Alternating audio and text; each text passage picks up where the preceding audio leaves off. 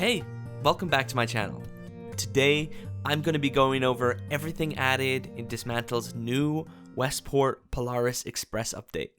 Starting it off with probably the biggest map update yet, with the addition of two new regions, Westport and Polaris, as well as the western part of Central being added on top of that. There is so much to explore here, and I won't spoil everything about the new areas, but here's some highlights. Taking the train we repaired last patch will send you right to Polaris. You'll need to have crafted the wool hat, winter coat, and hot water bottle to access the area, so make sure to do that first. You'll also end up right next to the mana crater. This could be the spot where the meteor from the myth tablets landed, and it seems to be the main source of the island's mana. Speaking of myth tablets, a new one has been added, briefly telling us that once the elders returned to the village after tossing the one-armed king down a hole, he was there waiting for them, and he says he forgives them. This is just another piece to the puzzle that I wanted to mention briefly, but back to Polaris. Once you arrive, you'll then need to figure out how to open the Polaris gate. There is a side quest attached to this, so I'll let you figure that out for yourself, but in doing so, you'll gain access to the North Star installation building, which holds the Fabricator. Now, the Fabricator is a newly added machine that allows you to create items using mana. The only available item right now is the digital wristwatch, with the other two files being corrupted.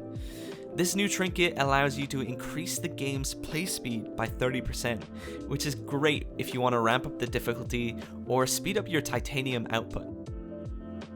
As well as the North Star installation building, you'll also find a new tomb here, as well as some other points of interest, but I wanted to bring up that the amount of graffiti in both new areas seems to be more than usual.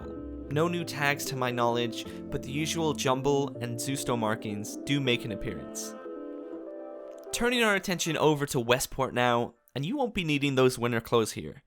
You'll gain access to the western part of Central and visit the prison to pick up a pretty lengthy side quest, which will take you over to the Westport Harbor, where you can pick up the recipe for a new riot shield weapon upon completing the quest. We also get an idea of what exactly went down here, with notes explaining that a great mountain of fire was cast into the sea and the third part of the ships were destroyed. It seems that some people didn't make it out alive. You'll also find another tomb in this region. I really enjoyed the environment variety this update brings. They've added these log cabins that I love the look of, and I may set up base in one of them. But enough of that, let's move on to some other additions. The level cap is now 36, and a new scavenger skill was added. It increases the chances of finding extra materials when searching. There's also been a couple of new crafting recipes added. First off is the motorcycle helmet, which you can craft starting at level 32.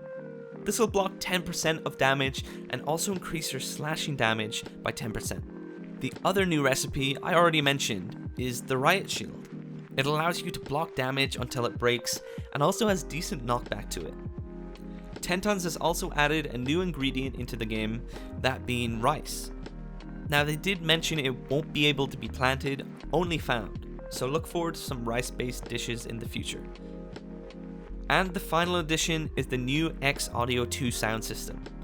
I don't really know too much about sound systems in games, but I did notice a significant change in clarity and ambience to this new update, which was great for more tense moments like being overrun by a horde. That's all the new additions to the game. Now let's take a peek at what's next. Tenton says that we'll be heading to the Solaris Desert in the south, where we'll finally be able to reach the third fuel cell needed for the escape pod. It seems like they are teasing some sort of co-op function. If I were to guess though, it would be local co-op only, since adding online multiplayer is a much bigger and time-consuming task. We'll just have to wait and see. And that pretty much wraps up this video. If you enjoyed, leaving a like is the best way to support me, and if you do want to stay up to date on all things Dysmantle, then a subscription is the best way to do it. That's all from me. I'll see you all later. Thanks for watching.